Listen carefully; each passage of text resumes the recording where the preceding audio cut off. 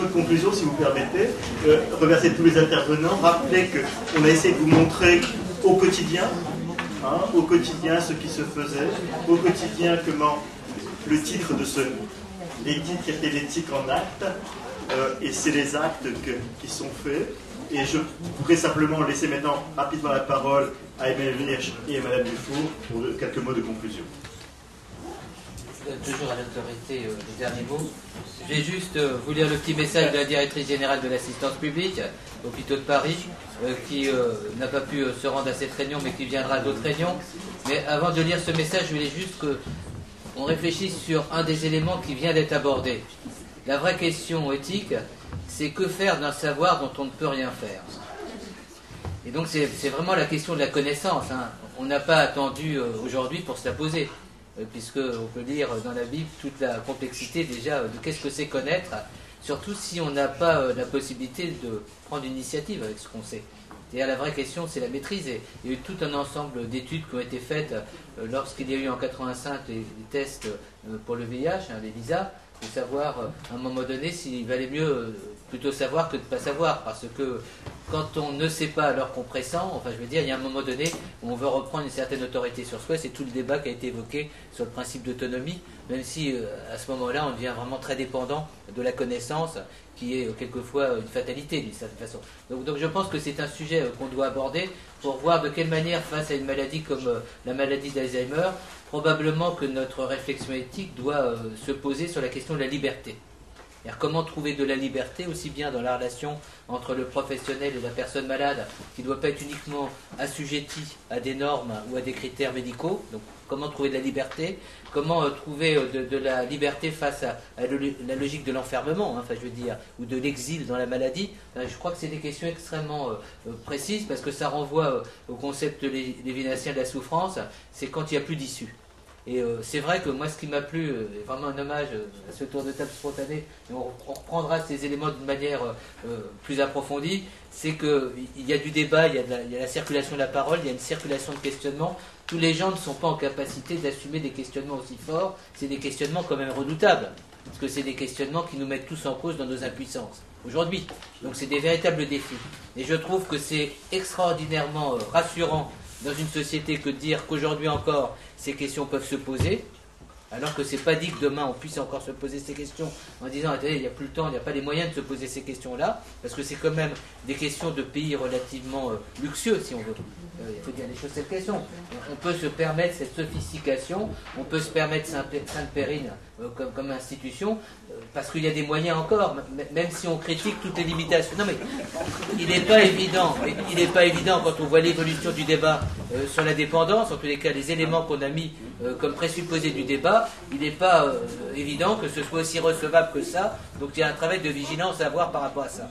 Et je trouve assez extraordinaire aussi que des professionnels qui ont déjà la difficulté technique de leurs activités, évaluées avec des normes, des critères, des protocoles, etc., se donnent, comment dirais-je, et l'audace et le courage de porter si loin aussi le questionnement.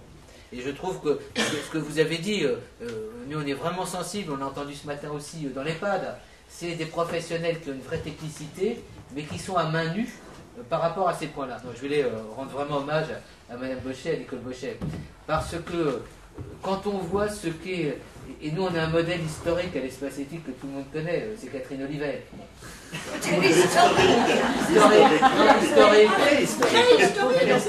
Historique, puisque vous avez parlé. Oui, non, historique, puisqu'elle est depuis le début de l'histoire. C'est-à-dire, elle nous a fait comprendre ce qu'est ce qui se vit et qui ne se dit pas, tellement c'est difficile à vivre. C'est-à-dire, les gens qui sont dans cette réalité, qu'ils soient soignants ou qu'ils soient familles, n'ont même plus l'énergie pour restituer, et quelquefois, vous allez me dire que c'est de l'audace, mais ils vivent des choses un petit peu, je mets la nuance, mais c'est un petit peu comme les gens qui revenaient de déportation. Des déportations, les autres ne comprendront pas. Donc effectivement, quand ils vont dans des groupes d'aidants, qui sont comme les groupes que vous mettez en place, c'est la même chose pour les personnes atteintes de cancer qui vont à la Ligue, ils arrivent à partager des choses qui sont tellement inimaginables, tellement impraticables, qu'ils ont du mal à le transmettre, et ils trouvent qu'à un moment donné, ils renoncent. Je trouve que la manière dont vous avez expliqué ce qu'est votre quotidienneté, pour nous, est tout à fait forte, parce que vous avez posé des enjeux compliqués, enfin je veux dire, avec beaucoup de clarté, hein, et derrière il y a toute la pudeur de ce qu'on vit dans la difficulté. Donc, je voulais vous remercier. Alors je vous lis donc le petit message de votre directrice générale. Le lancement de l'espace national de réflexion sur la maladie d'Alzheimer, RMA, est un événement important à l'heure où cette problématique concerne un public de plus en plus large et touche désormais chaque famille. Tout d'abord, j'éprouve un sentiment de fierté à l'idée que le projet porté par l'espace éthique de notre institution était retenu le 30 septembre dernier et se concrétise aujourd'hui. J'y vois la reconnaissance de la qualité des travaux et réflexions menés jusqu'à présent. Je me permets juste une petite incidence sans faire des traités talmudiques, des commentaires. Je dirais que tout ce qui a été fait à l'espace éthique n'a été fait qu'avec des professionnels de santé. Je referme la parenthèse. L'espace national de réflexion éthique s'inscrit pleinement dans le cadre du plan Alzheimer 2008-2012, qui alloue des moyens importants à l'hôpital et aux structures médico-sociales afin de renforcer l'effort de recherche et d'améliorer les prises en charge. Au-delà, cet espace doit proposer des pistes pour répondre aux soucis quotidiens de ces malades et de leurs accompagnants, proches et professionnels. Lutter contre la peur, maintenir les liens, avoir conscience de ses responsabilités pour reconnaître la personne malade dans sa dimension humaine et son individualité. Au-delà du minimum requis, représenté par la compassion et la prise en charge médicale et soignante. Cette réflexion devrait permettre aux professionnels et aux aidants de se mobiliser ensemble pour revoir notre regard sur ces douloureuses maladies. Je ne doute pas que les débats seront riches et fructueux. Dès tout à l'heure, on lui enverra un message pour dire qu'ils ont été plus que riches et fructueux, du fait de la qualité et de la diversité des intervenants, avec toute ma considération et bien à vous. Voilà, ça c'était le message de Mireille Fougère. Je vous donne la parole pour conclure. Difficile après le message de la directrice générale. J'ose toutefois, je voulais tous vous remercier pour cet après-midi. Cela se confirme, cela ne fait que quelques mois que je suis à Sainte-Périne, mais je constate qu'il y a de vraies richesses, de vraies pépites dans cette communauté médicale soignante, y compris parmi nos accompagnants et nos familles. Et également une grande richesse de nos interlocuteurs, qu'ils soient extérieurs et qui sont toujours nos partenaires. J'ai eu l'habitude d'aller dans des colloques dans le domaine de la médecine dite aiguë. Et c'est vrai que dans ces colloques-là, on est très dans l'affirmation. Voici les pathologies, voici leur évolution, voici les thérapeutiques mises en œuvre et quelles sont les perspectives de recherche. Ici, j'ai beaucoup entendu des phrases sous forme de questions. On est vraiment dans l'interrogation, dans l'humilité, vous l'avez beaucoup dit.